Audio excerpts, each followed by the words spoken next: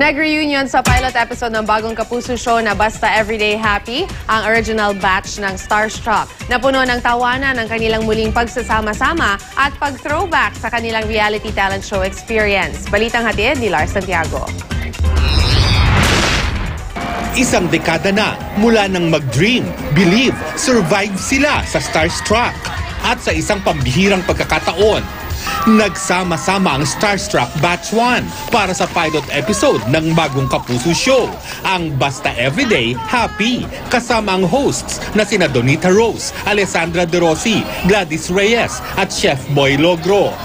Present sina Mark Heras, Yasmin Curdy, Katrina Halili, Dion Ignacio, Alvin Aragon, Anton De La Paz, Jade Lopez, Nadine Samonte at Rainier Castillo. Ang akala nila hindi makakarating si Jenilyn Mercado, pero sinurpresa sila ng female ultimate survivor. Masaya nilang inalala nang sumabak sila sa original na artista search sa telebisyon. Ang iba, muling ginawa ang kanilang audition piece. Sumayaw si Mark. Nag-rap si Anton. At kumanta naman si Jen. Kitang-kita ang tuwa sa 10 Starstruck alumni sa kanilang reunion.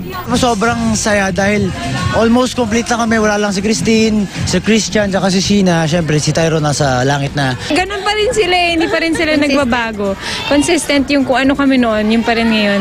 Magulo pa rin kami, ano pa rin kami. Totoo kami. So, happy ako. Pagkatapos mag-taping ay nagkaayaan pa silang kumain sa labas. Tamang-tama raw dahil magbe-birthday si Jen. Happy birthday, Jen! Thank you! Lars Santiago, GMA News.